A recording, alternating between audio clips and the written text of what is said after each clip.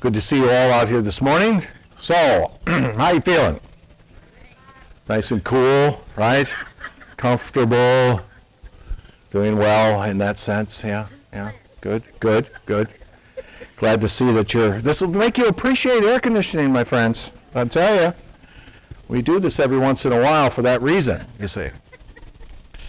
Well, I'm glad that you're comfortable. I had genuinely toyed with the idea of preaching on hell this morning. But I thought that was a little close to home, so I'm not going to do that. But I am going to note something for you. We have such creature comforts at the church building, and we are comfortable there. And we come out here, it's a little hot, it's a little wet, it's a little steamy, right? And we are uncomfortable. We're fanning ourselves, But let me ask you a question. How do you think the eternal, glorious Son of God felt entering this world and living amongst us? Evil, wicked people who despised him and hated him, even killed him. Do you think he was uncomfortable?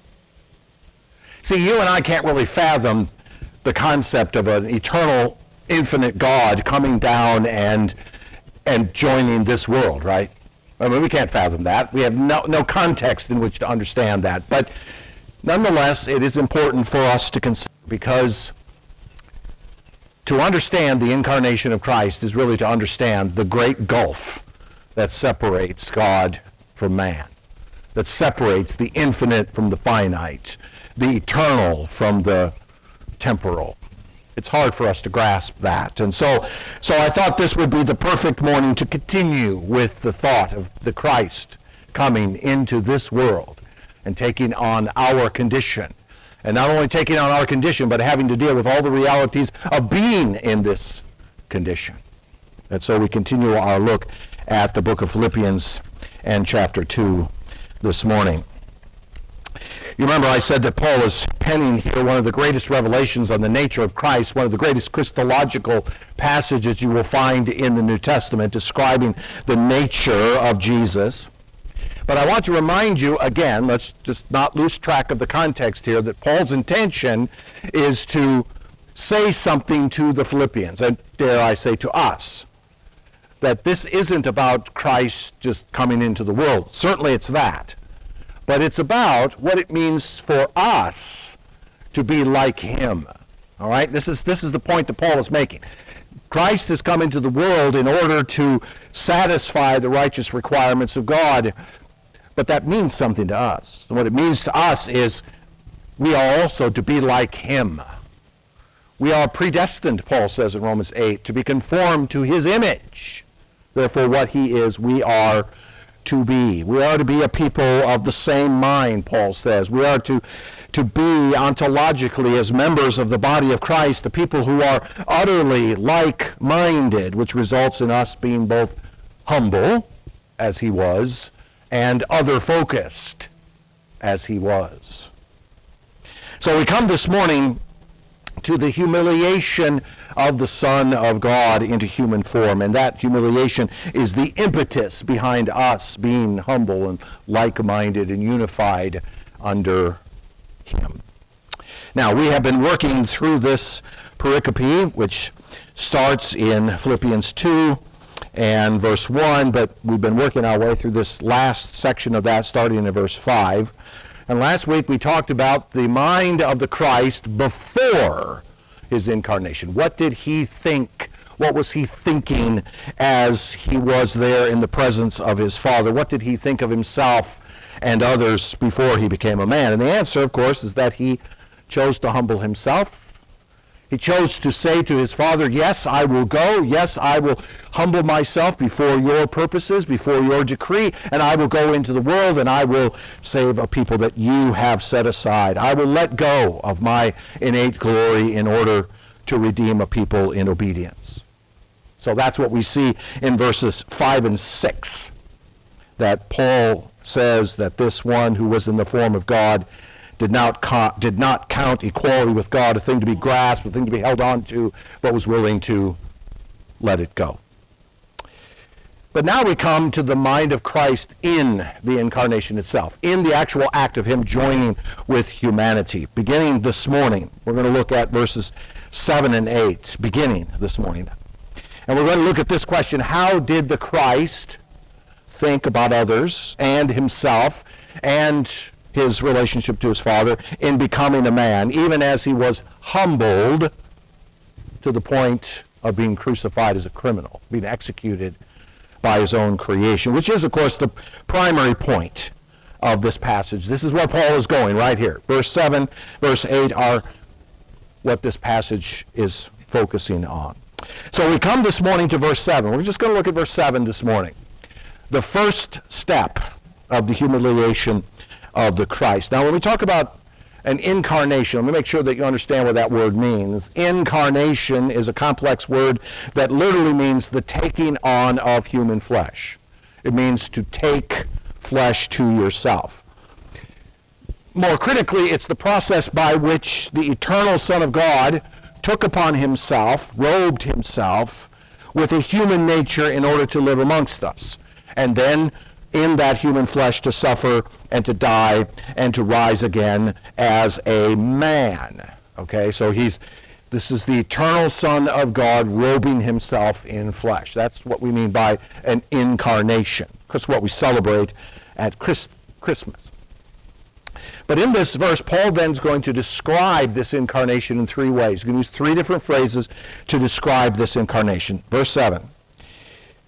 But emptied himself by taking the form of a servant, being born in the likeness of men. Three different phrases in there. Emptied himself, takes the form of a servant, being born in human form, being born in the likeness of men. Now, let's talk about the first one. This is the most controversial of the three because there's a word in the Greek here that's a struggle for people. And when it says that he emptied himself, what exactly does that mean? The word is kinu, which is the word from which we get kenosis. You may have heard of that word sometime in the past as a theological concept. It is a word that means to render void or to pour out, but in this case, the way it's framed, Paul's not using it as a giving away sense. He's using it more as a positive adding sense. So the translation of emptied himself is one possibility, but not the best possibility of this word. It means, quite literally, to give up status, to empty oneself of status or privilege or rank. Because there's a question. How did the Son of God, in becoming of man, what did he do with his eternal attributes as God?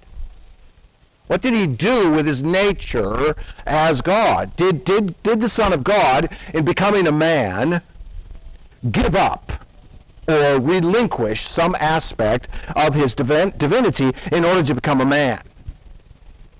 None of us are omnipresent, right? None of us can be here and someplace else at the same time. None of us have the ability to be in three places at once, much less everywhere at the same time. That's divine, but it's not human. And so this is the problem. How does the eternal God, who is omnipresent, become a man? Does that imply that he gave up his omnipresence to do so? Now, let me suggest to you that the vast majority of non-critical Christians will simply answer that question, well, he must have. The most popular version of the incarnation of the Christ is something which is called the kenotic theory. It's been around for a very long time, dating all the way back to some of the earliest councils of the church. And it's basically the presupposition that the Son of God divested himself of certain divine attributes in order to become a human. So he had to give up his omnipresence in order to become a human. He had to empty himself, literally, of certain aspects of his divinity. Now, let me suggest to you, as I said, that the vast majority of unthinking evangelical believers would accept that premise. Well, I mean, he became a man, so he must have given up his divinity in order to become a man, because a man can't be omnipresent. A man can't be omniscient. A man cannot be omnipotent. In essence, it's what I call a pseudo-docetistic view of the nature of Jesus. It's the view of Jesus that's held by far too many evangelicals that suggests that Jesus was not fully God while he was human, but regained his divine attributes after he ascended to his Father's right hand. That he emptied himself of his divinity in order to become a man, and then recaptured his divinity after his ascension. And so while he was here, he really wasn't human. That's what you call pseudo-docetistic, the old docetistic heresy. Some examples would be people who would say, well, you know, because he wasn't really God, the miracles that he did were not really his. They were done by the Spirit around him, who did things on his behalf, but he really didn't do those things himself. There's no other explanation of these things. But the problem with this is manifold and many. So let me suggest a couple of problems with such a position. First of all, it's based on a very, what I call, pantheistic view of God, that God and us are not so different that it's possible for God to become a man. In other words, we're really much the same. God is God and we're a man, but we're really not much different, and so God can become a man, man can become, in other words, that one could be transformed into the other. It's possible for the divine to be transformed into man. That's a very pantheistic view of God. It doesn't recognize the great difference between an infinite eternal God and finite temporal creatures. That's part of the problem. Secondly, it's altogether subversive of the doctrine of immutability, that God cannot change. That God cannot change, nor can God be changed. So if you're going to argue that, well, God had to change, you've thrown out the doctrine of immutability. You've said, well, he's really not. He can be changed. He can change himself into something else. Thirdly, and probably in my estimation, one of the most significant problems with this is that it destroys the Trinity. It destroys the concept of the Trinity. The humanized Son, the second person of the Trinity, self-emptied of his divine attributes, or even some of his divine attributes, could no longer be considered part of the Trinity. He's not a part of the eternal Trinity anymore because he's not divine any longer, or not at least fully divine in any sense. And so all those passages where Jesus is talking to the Father about the Spirit is sort of like some sort of, I don't know, multiple personality disorder problem in the New Testament.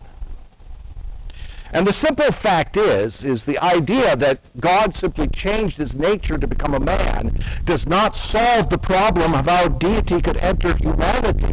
Because here's the problem. If the deity changes to become something other than deity, then he's not deity anymore when he's here. Which means he's not the God-man. He's just a man who used to be God. That's not what the Scriptures argue. And that's the problem.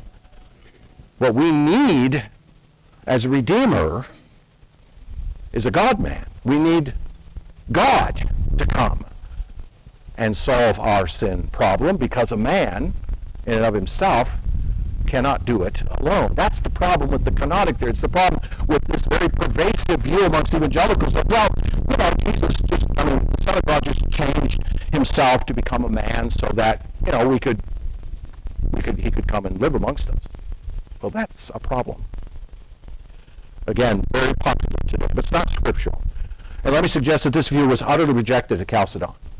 Utterly rejected at one of the great councils of the faith which established the nature of who Jesus is. Now, let me suggest to you that the Council of Chalcedon did not establish this. They simply iterated what was true from the very earliest time of the church, all right?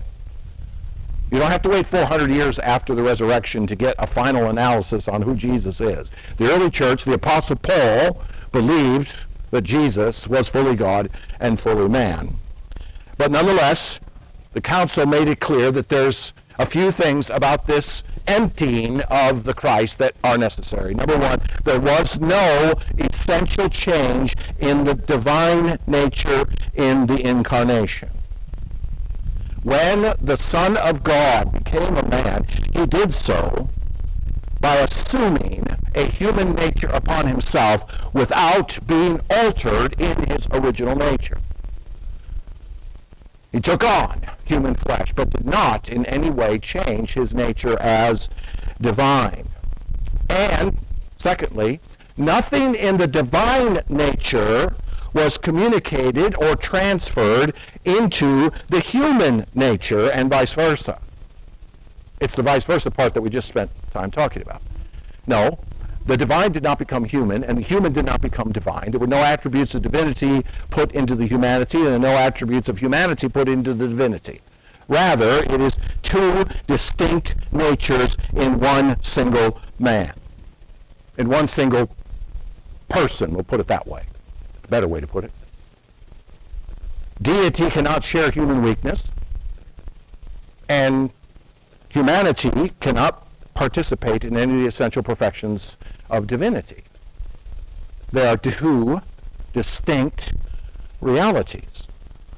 The incarnation of the Son of God is the Son taking a human nature and robing himself with that nature, such that now he possesses fully in one person two distinct natures, a divine nature and a human nature.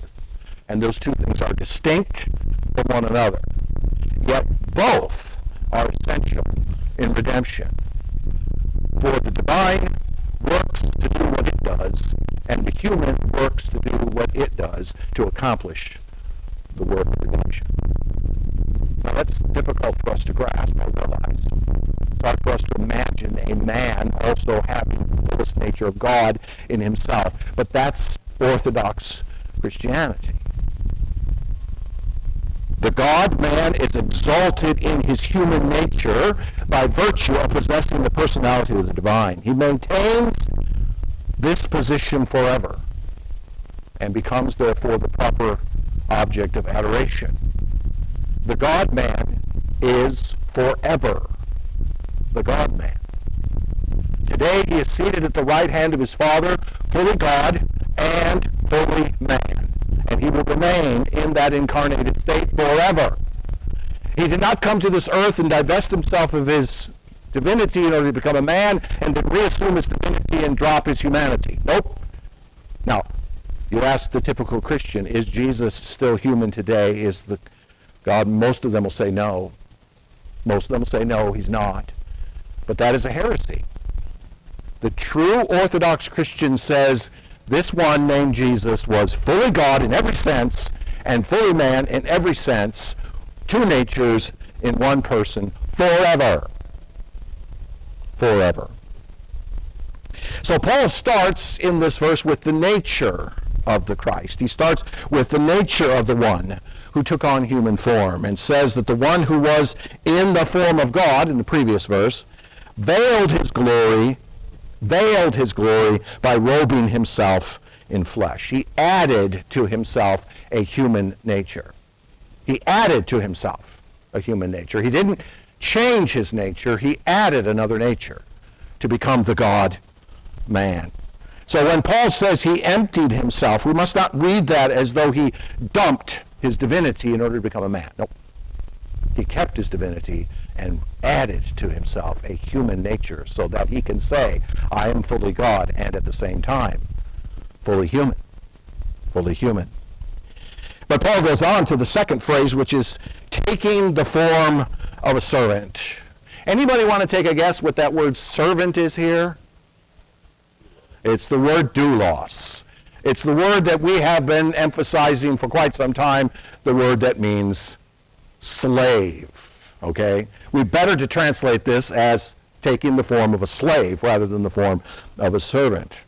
Someone under the power and authority of another. Someone under the power and authority of another.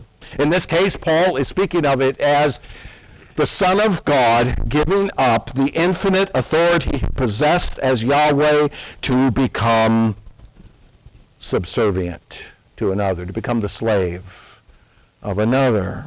Now, that's against, of course, over his unique position as the Son of God, sitting at the right hand of God. What kind of authority and power did he have? All authority, all power. Was there anything that he was subservient to in his role as the Son of God? Was there anything over him in any sense of the word? And the answer is no.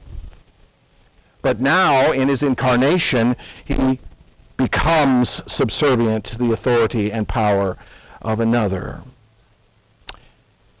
In other words, Paul says in verse 6, before being in the form of God, now in verse 7, being in the form of a slave. See it? Before he was in the form of God, possessing all authority in heaven and on earth, and now he is a servant. And by the way, this is what we mean when we say that the Father and the Son are co-equal. When we talk about the Trinity as three co-equal persons, what we mean is three persons who are not subservient to anything at all, not even to each other. They possess the fullness. He agrees with me, see?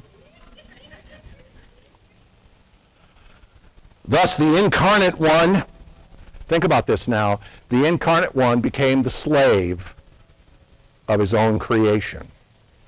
He became the slave of what he himself had created. Specifically, he enters the world to come under the authority of two distinct things. Number one, he comes under the authority of the law. He comes under the authority of that which God had established, the very core of this world, which is his law. And the authority of men. He comes to put himself not only under the creation itself and the law of that creation, but also under men that he had created. He puts himself under his own creation.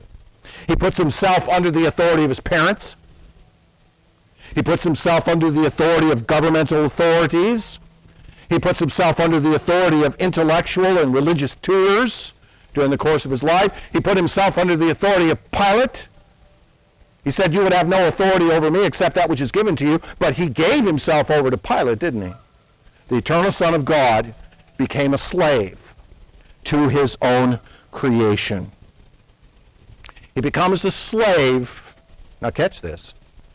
He becomes a slave to the creature he himself had banished from the garden, from his presence. He becomes a slave to that. So now Paul speaks of the divestment of this authority that the one has by saying that the one who was, previous verse, equal with God, now falls under the authority and power of those he had created. He willingly submits himself to the dominion of men and things. But there's a third phrase, and that is that he is born in the likeness of men. The Greek word here is homoiomai, which means to be similar, made like, resembling. If we were Greek-speaking people in the first century, we would say that our children are homomoi, like us. They look like us. They resemble us. So now he has come to possess, by virtue of a normal entry into the world, the nature of a typical human being. Now, I have you note something here just quickly in passing, that Paul does not deny nor even discuss here or anywhere else, actually, the virginal conception of Jesus. We often call it the virginal birth, but in reality it's the virginal conception. He never really speaks of it here or anyplace else. He simply notes here that Jesus, the man, was fully human by virtue of being born into the world, as all of us are. All of us begin our life, if you will, by being born of our mother into this world. And so was he. Or as Jim Croce puts it in Cats in the Cradle, he came into the world in the usual way, but there were planes to catch and bills to pay. I won't sing the rest. His incarnation as a man begins biologically as it does for all other human beings. By virtue of his birth, Jesus was fully man. Now, we recognize, of course, that he was conceived by the power of the Spirit of God in his mother's womb. That's true. But that hidden event, and I call it hidden because nobody ever saw it, right? It occurs where no one ever sees it. None of us ever see our own conception or anyone else's, right? That hidden event is the only thing that differentiates him. It differentiates him in human being added to divine, as we said before. But it doesn't, that's the only thing that differentiates him into this world. It's the one thing that makes him without sin, because the divine nature in him differentiates him specifically. In fact, I would have you note that, contrary to some mythology, Jesus was birthed by Mary as all other human beings are born, through the pain of childbirth. The Son of God, the eternal Son of God, entered this world to become a man through the curse he had placed on the woman by virtue of her sin.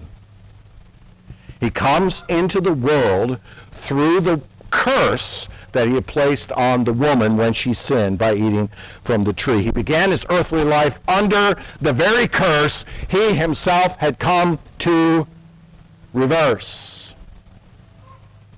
He himself had come to reverse a curse. He was born into this world under that curse.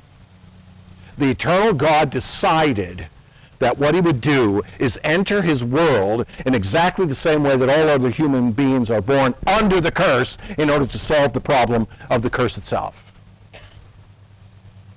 So what we have here in this third part is the humiliation of the Christ. The one who eternally existed began his life on this earth as a man, in the same way that everyone else does. He was born of a woman and became in that moment utterly dependent upon her and his earthly father. He became utterly dependent. The one who himself could speak the universe into existence. The one who could simply say, let there be, and galaxies by the trillions would appear, became utterly dependent upon a woman. So how's your comfort level now? Feeling a little more hot? Got a little more sunny out there? Dripping a little more, aren't you? But think about it. Is it possible for us to even imagine what the Son of God went through for his incarnation of divinity to come to pass? Can we even begin to fathom what the eternal God's discomfort must have been lying in a manger in Bethlehem? Can we even begin to fathom that? We suffer a bit this morning under the hot sun, but can we even begin to imagine what it must have been like to be born as a human when for so many eons of time you had been God? We don't really understand, as I said, the infinite distance between the throne of heaven and the manger in Bethlehem. We don't really get it. We can't really imagine the immeasurable gulf between the infinite glory of the Son of God at his Father's side and the helpless baby, utterly reliant upon his earthly father for survival. We can't imagine it. We cannot imagine the infinite distance between the throne of heaven and the manger in Bethlehem, can we? We cannot. What Paul says to us here is that the infinite Son of God was utterly humiliated in every way for our redemption. He was willing to take that humiliation upon himself in order to come and redeem us. Yet he did it gladly. He did it gladly, that we might have peace with God through his life and death. And what is to be our response to that? What's to be our response to that? Well, the fact is that we are to worship him, even in the midst of our discomfort. Even in the midst of our discomforts. And I'm not talking about the sun this morning. I'm talking about all of life and what it throws at us, and everything that happens to us, and all the failures and disappointments and difficulties and trials and tribulations and temptations and pain and death. We're to worship him. But what he did is beyond our comprehension, and we have no choice but to worship him. This morning, in a few minutes, we're going to go to that pool right there, and we're going to celebrate the ordinance of baptism for two men who are going to come and testify to what it is that Christ has done for them. And this is an opportunity for them and for us to worship this Christ by testifying to what his life has wrought in us. This is the first ordinance of the church, for it's an opportunity for us to stand before the world and to say, I have trusted in Christ. I have died with him. I have been buried with him. And I've been raised with him to walk in new life. Just as he gave his eternal glory up, veiling it in flesh that we might be saved, we worship him by proclaiming this. Here's what we are proclaiming this morning. Think about this for a second. This should perk your controversy ears right here, okay? What we do in baptism, in a sense, is we celebrate another incarnation. Not only do we celebrate the incarnation of the Son, but we celebrate the new life of the Spirit that comes into us. That the Spirit of God, the third person of the Trinity, comes and takes up residence in us.